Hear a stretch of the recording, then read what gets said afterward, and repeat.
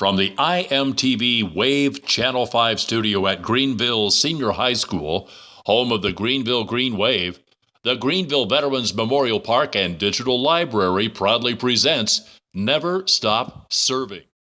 Hello everyone, I'm Jace Levitt, and thank you for watching our fourth season of Never Stop Serving. Today I am joined by Colleen Wiley.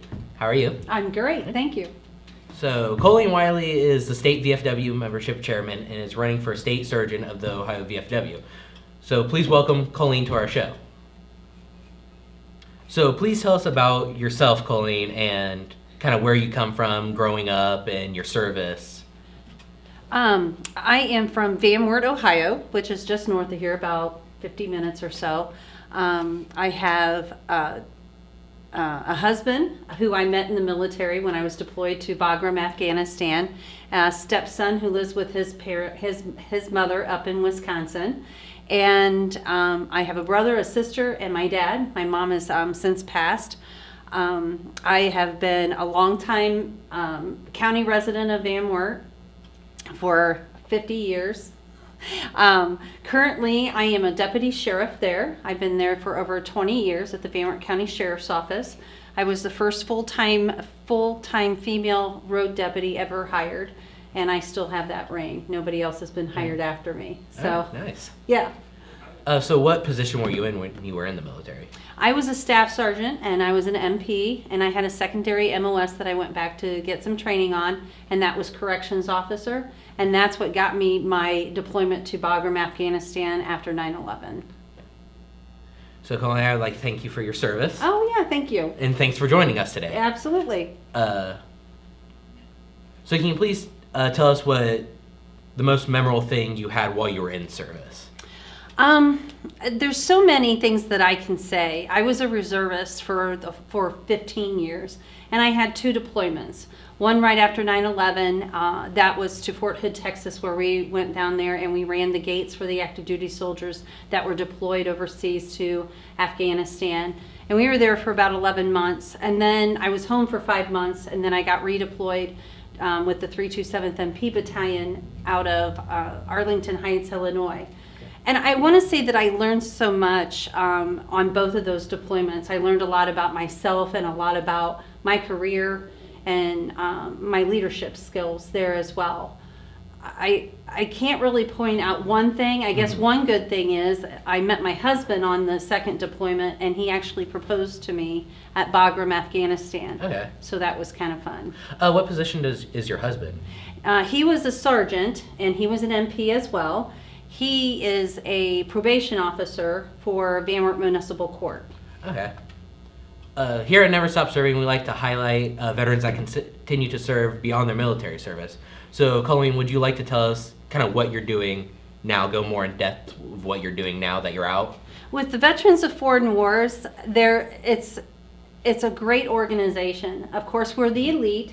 You have to be you either were in harm's way and you got paid for that to be a member, or you actually were in a foreign war like Bagram, Afghanistan, Vietnam, World War II, World War I, those kind of conflicts or wars.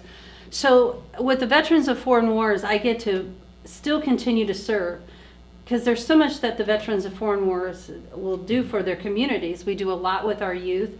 We have community activities. We have the Buddy Poppy funds. We have Teacher of the Year. We have police and fire. So it's still things that I'm able to get out, and there's a challenge for me. So I enjoy that, and I enjoy our communities as well. No one does more for the veterans. Exactly. As the slogan you goes. Got it. You got it. So what is the biggest thing that you think the VFW currently does? The biggest thing, I'm going to say our youth. I'm going to say our Voice of Democracy and Patriots Pen. They have every post can participate in that, and then it goes from the post to the district, and then district to Department of Ohio or the state. And Greenville, where was that little lady from? She was from this district, District 3, but she won Department of Ohio, and then she actually won again, and she went to national, so she went to D.C. Abigail, I can't remember her last name, but she ended up getting so much money, so she's got scholarship money now for her when she wants to go on and better herself through college. That's great.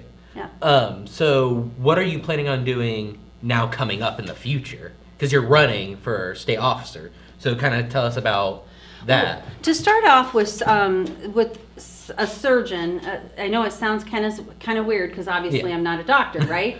But I'm running for that position. So with that position, it's called health and welfare.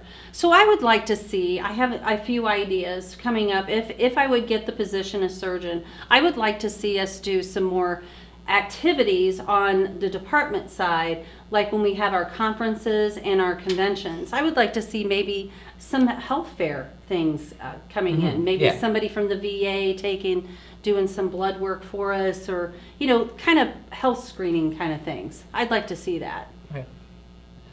What future plans do you see for veterans as a whole? I see that we need to continue to fight for our rights. I think that we can never, ever let that go to the wayside. And I think we need to fight for each other. And I think that the more that we have together, we can win, and we can get more benefits for us, for ourselves.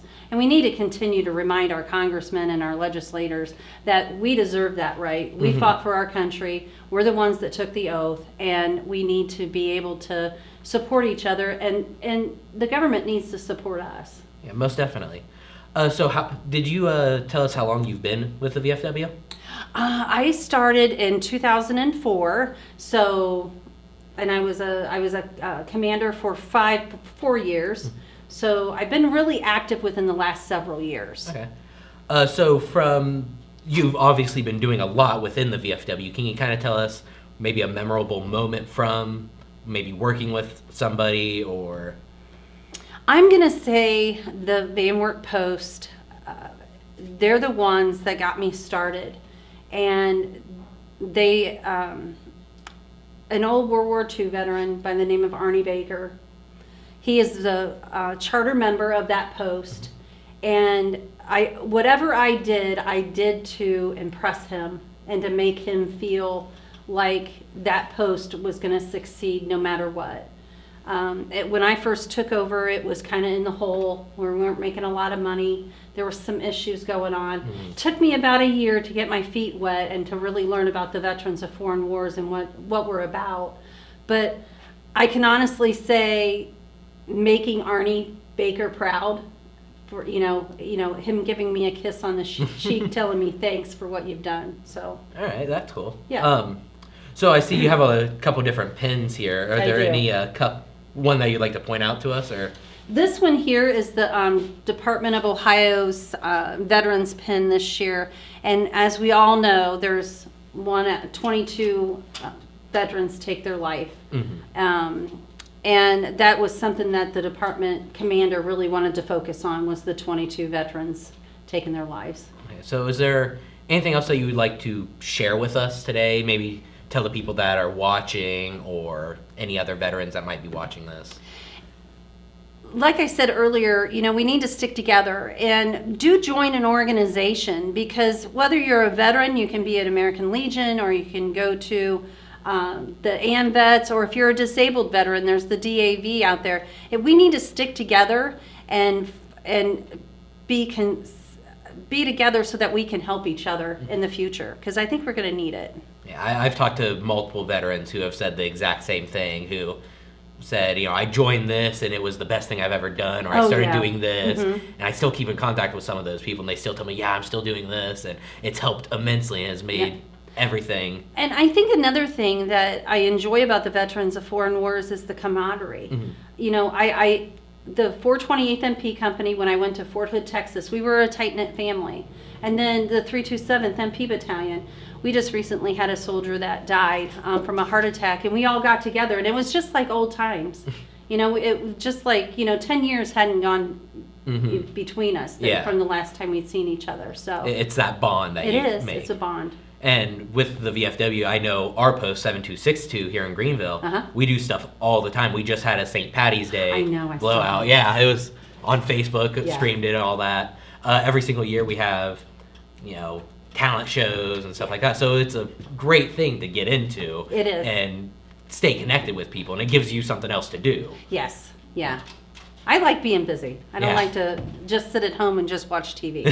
Well, thank you for serving our community, and also thank you for coming here today and talking to us. Absolutely. Seems like there's a lot of great things that's going to be coming up for I you. hope so, yes. So hopefully, maybe we can hear back from you in a year's time or That something would like be that. maybe, great. and see what's new. Maybe a little follow up. That would be great. So thank you for coming in today. Thank you.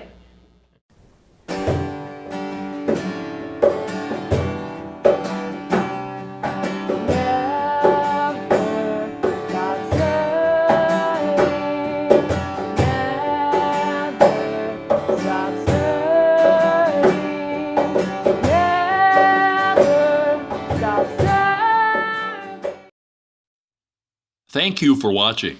Please visit us on our social media sites. Please consider contributing to our mission in some way. Also, we are always looking for veterans and their families to share their stories with us. Be sure to join us next week for our next episode of Never Stop Serving.